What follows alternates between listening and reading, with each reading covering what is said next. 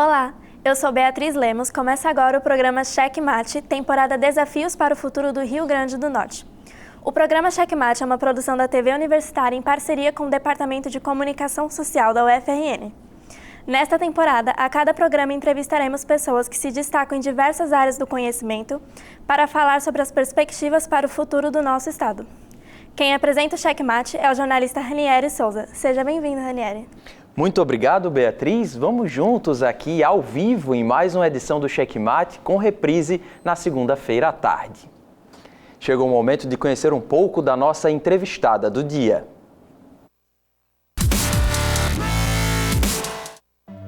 Marialva Barbosa é jornalista e historiadora. Atualmente é professora titular de jornalismo na Universidade Federal do Rio de Janeiro. Vencedora do Prêmio Luiz Beltrão de Ciências da Comunicação em 2008, na categoria Maturidade Acadêmica. Foi diretora científica da Intercom de 2009 a 2011.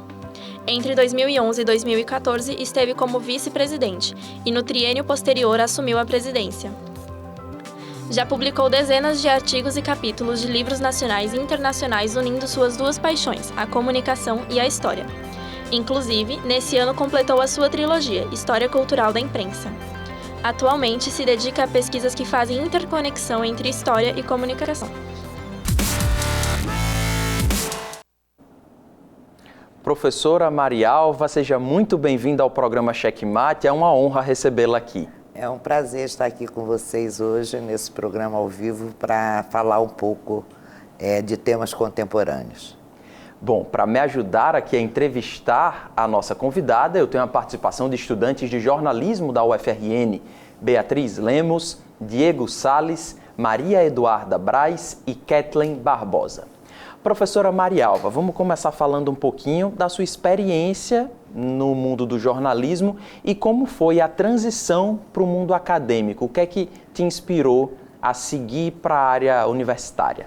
O que me inspirou foi a entrada na própria universidade, né? Eu era profissional de jornalismo e eu costumo brincar com os meus alunos no século XIX, né? Porque faz muitos anos, não era no século XIX, mas era no século XX.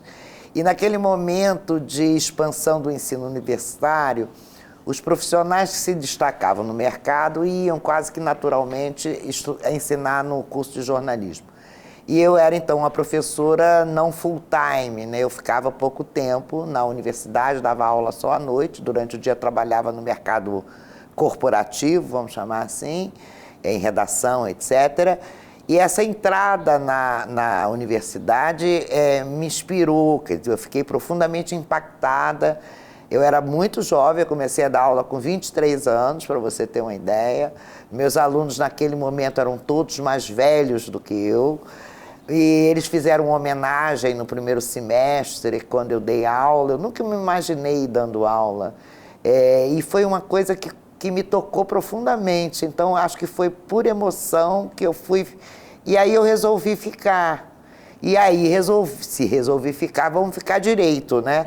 Aí eu fui seguir a carreira, de fato, acadêmica. Aí fiz mestrado, fiz doutorado, depois fiz pós-doutorado, depois fiz concurso para professora titular, porque naquela época era concurso público, em 1994, e me tornei a mais jovem professora titular da Universidade Federal Fluminense. Eu tinha 40 anos, em 39 anos eu já era professora titular da universidade. Agora, professora, só cite a sua experiência antes de ir para dar aula, né? Você passou por grandes veículos de comunicação do país. Eu trabalhei basicamente, quer dizer, durante mais tempo na imprensa, né, no jornalismo diário, vamos dizer assim, em dois grandes jornais do Rio de Janeiro, Globo e Última Hora, né? Depois, na sequência, eu trabalhei um pouco tempo na TV Tupi e, na sequência, também na Rádio Tupi. E depois eu trabalhei com o que a gente chamava, na época, comunicação corporativa. Eu era gerente de relações públicas, de marketing, assessora de imprensa, de grandes empresas públicas e multinacionais também. Maravilha. Vamos agora à primeira pergunta dos nossos estudantes, que será feita por Kathleen Barbosa. Olá, Marialva, boa noite. Eu gostaria de saber como a sua carreira foi impactada após a premiação do Prêmio Luiz Beltrão. Olha, a minha carreira foi impactada, vamos dizer assim, não efetivamente pelo prêmio. O prêmio é uma distinção que você recebe a partir de um momento que você já tem uma trajetória mais ou menos consolidada. Mas a minha carreira deve muito às sociedades científicas da nossa área e particularmente à Intercom, porque quando você recebe o reconhecimento público, né, do seu trabalho, da sua trajetória, isso tem um impacto natural na sua vida, porque você passa a ser uma pessoa conhecida na área, né? Não só nos limites da universidade onde você dá aula, mas você se relaciona com professores de outras instituições de ensino. Eu aqui fazemos grandes amigos. Então, não é só a carreira acadêmica que impacta. A vida pessoal, afetiva, né? Os nossos destinos são transformados pelas pessoas que a gente encontra ao longo da vida. E essa marca que a Intercom colocou no meu destino, vamos chamar assim, é muito mais importante do que qualquer impacto que tivesse na vida acadêmica. As pessoas, os professores que eu conheço aqui no Rio Grande do Norte, por exemplo, são grandes amigos meus de décadas, né? A Valquíria, Socorro e outras mais, Maria Ângela, todo mundo aqui dessa universidade. Aqui já sediou um congresso nacional da Intercom, e os congressos nacionais da Intercom têm, em média, 5.000 pessoas participando. Então, essa instituição realmente foi muito importante na minha vida e traz esse impacto de visibilidade pública, vamos dizer assim. Agora, professora, desde quando surgiu seu interesse em pesquisar e escrever livros sobre história da mídia? Como é que veio essa interseção entre o seu trabalho na comunicação e na história? Começou com o meu mestrado, né? Quando eu resolvi seguir de fato a carreira acadêmica, eu não tinha, naquela época, não tinha nem mestrado nem doutorado. Então eu resolvi fazer mestrado. E resolvi fazer mestrado em História, porque eu sempre gostei, desde o tempo que eu era da graduação, das questões históricas. E na universidade que eu fiz mestrado, que era a mesma universidade que eu dava aula, Universidade Federal Fluminense, tinha desde os anos 70 um mestrado e depois criado nos anos 90, um doutorado que era referência, e ainda é hoje, né? É a nota máxima da CAPES, esse doutorado e esse mestrado em História, que é o mestrado do programa de pós-graduação em História da Universidade Federal Fluminense. Como eu era professora de jornalismo, tinha feito mestrado, trabalhado em jornalismo, nada mais natural que eu escolhesse temáticas de jornalismo para produzir uma história, uma referência, uma reflexão de natureza histórica. Então, eu juntei as duas paixões, vamos dizer assim, mais profundas do ponto de vista da reflexão que eu tinha. Mas eu vou contar o caso. Quando eu estava no ginásio ainda, e eu tinha um professor que ele me perguntou, era um professor de português, e ele foi chefe da seção de manuscrito da Biblioteca Nacional, no Rio de Janeiro, e ele um dia me perguntou o que é que eu gostaria de ser quando fosse para a universidade e tal, e eu respondi que queria fazer ou jornalismo ou história. E no vestibular eu coloquei, naquela época tinha a primeira opção e a segunda opção. A primeira opção era o jornalismo e a segunda era história. Então, não foi só o fato de eu ter trabalhado jornalismo, eu acho que eu sempre tive esse desejo mais profundamente de ter seguido essa trajetória, e essa trajetória foi muito benéfica na minha carreira e muito gratificante pessoalmente para mim. Com certeza, muitíssimo importante, a gente vai voltar a esse assunto daqui a pouco. Mas agora vamos a mais uma pergunta feita por Maria Eduarda Braz. Boa noite, tudo bem? Então, Maria Alva, eu queria que você contasse um pouco como é que foi esse processo de criação da sua trilogia sobre a história cultural da imprensa do Brasil. Bom, eu resolvi produzir uma obra que fosse um livros de síntese, que fizessem uma síntese dessa história muito de séculos, né, que a rigor começa em 1808, né, com o primeiro jornal impresso no Brasil, e vai continuamente até os dias de hoje, né, que servisse como, sobretudo para os alunos de graduação.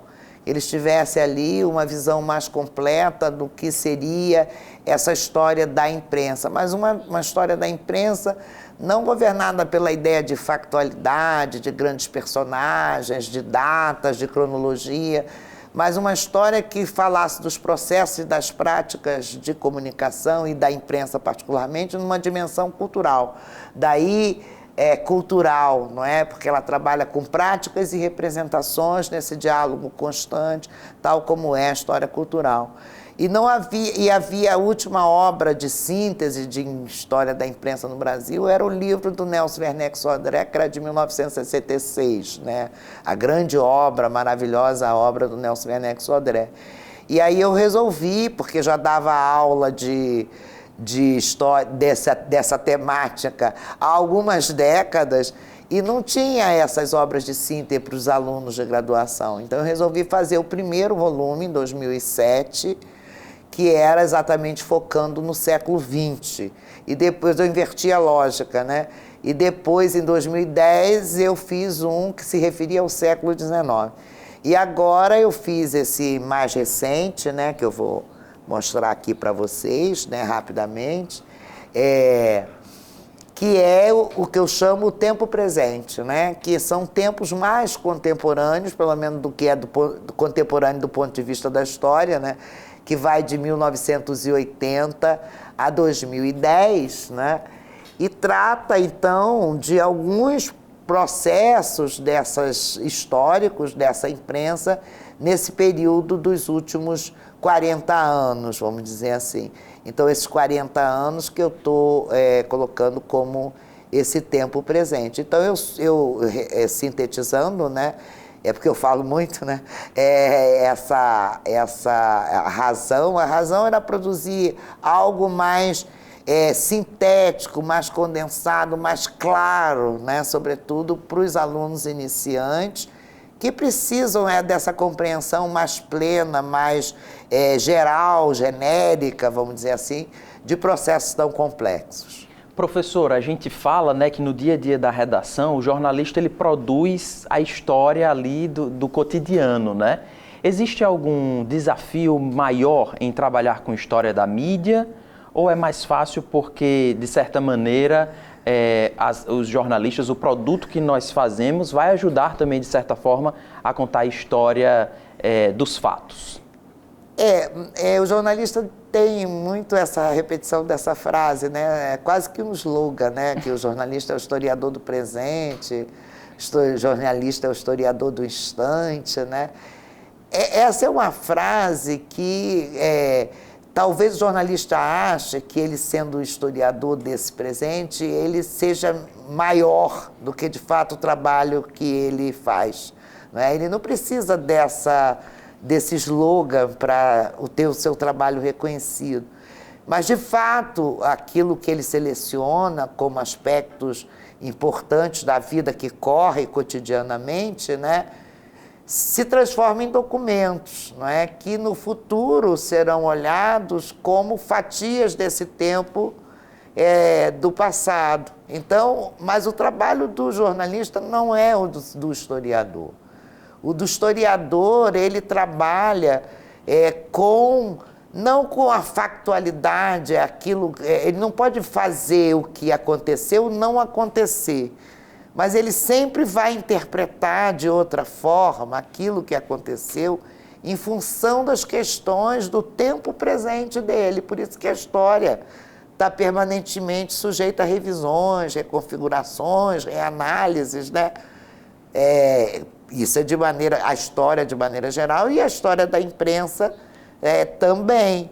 Então, na história da imprensa que a gente fazia no início do século XX, ou meados do século XX, tinha importância a criação, o desaparecimento dos jornais. Agora não, tem importância, nessa história pelo menos que eu tento produzir, o processo mais complexo da comunicação, que vai da produção até o significado que o leitor pode dar à leitura que ele faz de uma revista, por exemplo.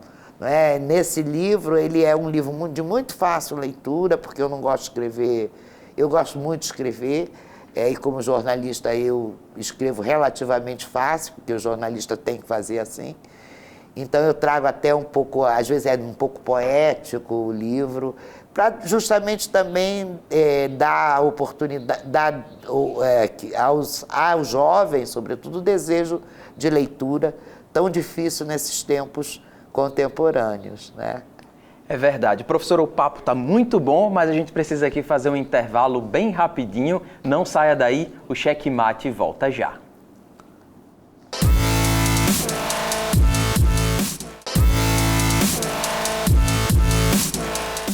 Estamos de volta com o programa Checkmate, hoje recebendo a professora e pesquisadora Marialva Barbosa.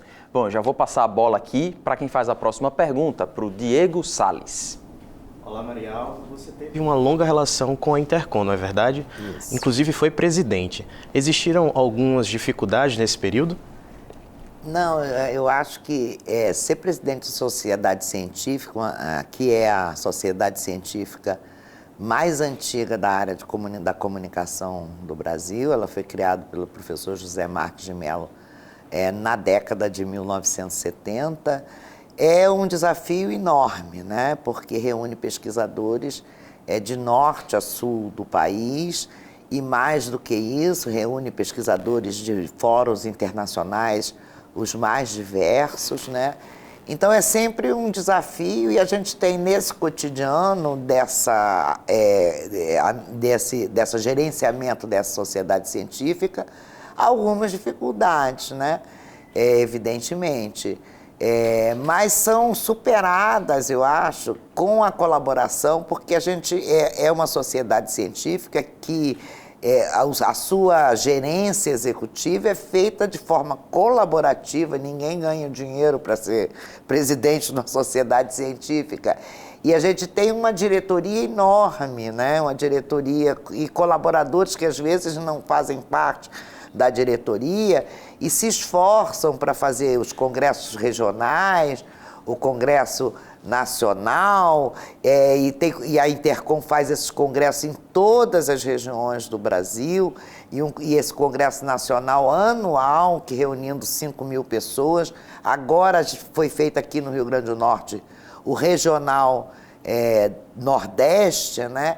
Que reuniu mais de 1.000 pessoas só no regional, e isso tudo é feito de forma colaborativa pelos sócios, pelos professores, pelos pesquisadores, pelos alunos, que sem esse concurso dos alunos isso não seria possível.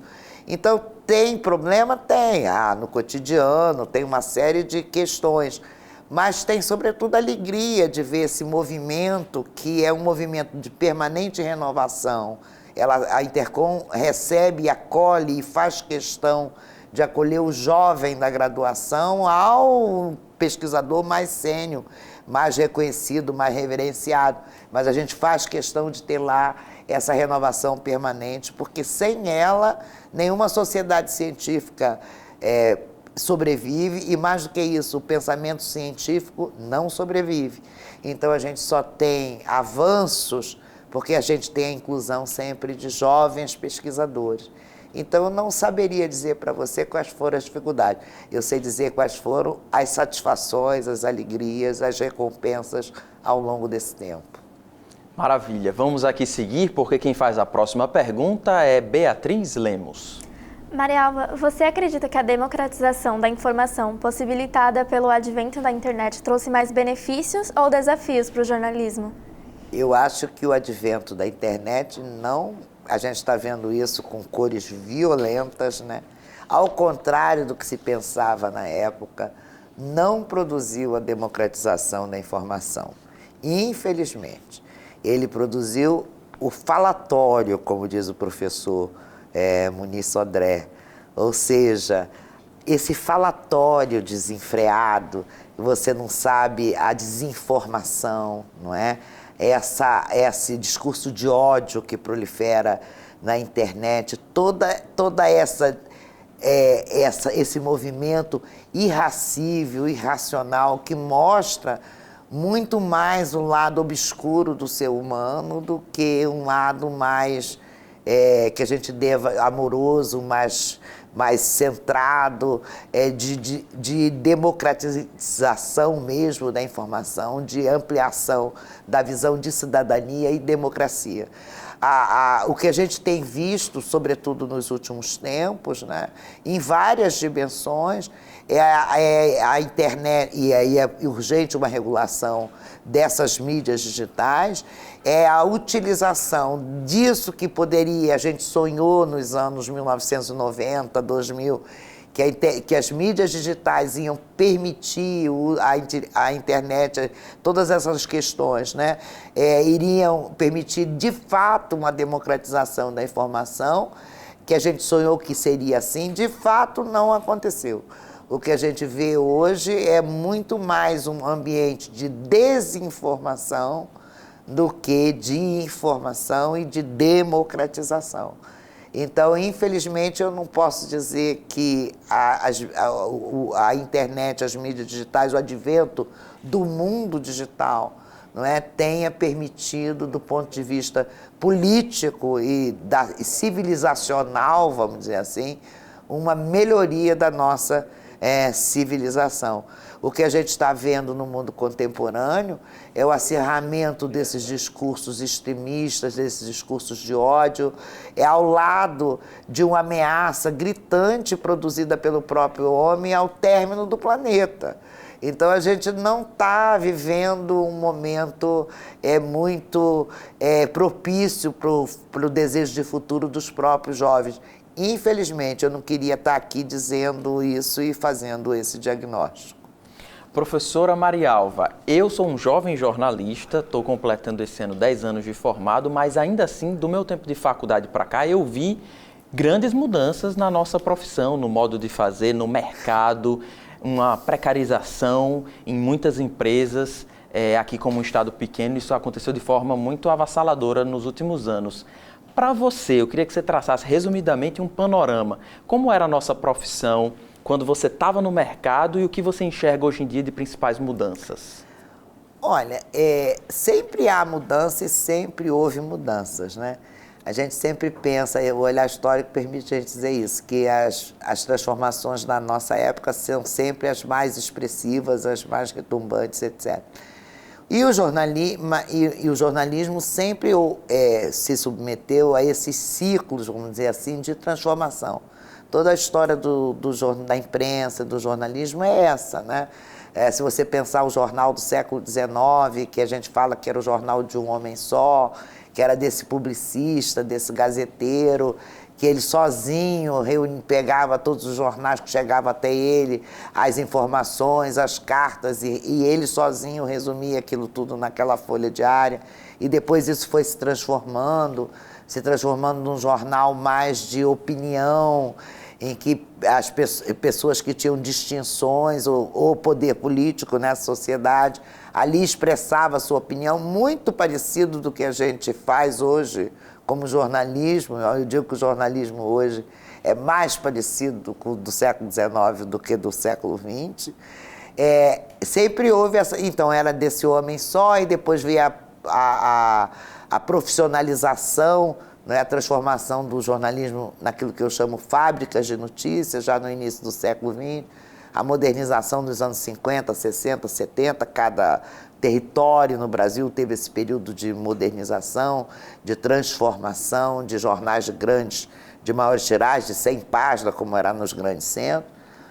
E depois esse momento você tem razão, de precarização, de transformação das práticas e dos processos profissionais de jornalismo, e o jornalismo foi, sem dúvida, uma das profissões mais afetadas, né? Mas, ao mesmo tempo, eu não sou pessimista. Eu acho que se cria outras formas de fazer jornalismo, outras possibilidades dos alunos de jornalismo ingressarem no mercado profissional em profissões, que eu costumo dizer para os meus alunos, e não em profissões, em práticas profissionais, que sequer foram criadas. Eu acho que a gente está num momento de tanta aceleração que determinados modos de fazer jornalismo não foram criados ainda. Quem é que pensaria, você que tem 10 anos atrás, que você poderia fazer jornalismo no formato do TikTok. E você pode. E você pode.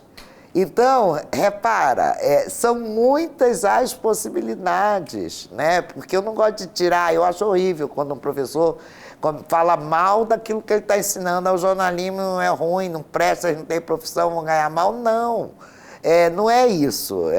Você pode fazer e reinventar, ter criatividade, reinventar maneiras de fazer, formatos, possibilidades e, sobretudo, produzir conteúdos que sejam transformadores da sociedade em que a gente viva e que postule uma cidadania no sentido pleno e democrático.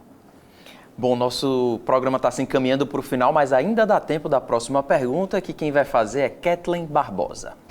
Então, Marialva, eu gostaria de saber sobre como você, sobre o seu olhar histórico, ai meu Deus, sobre como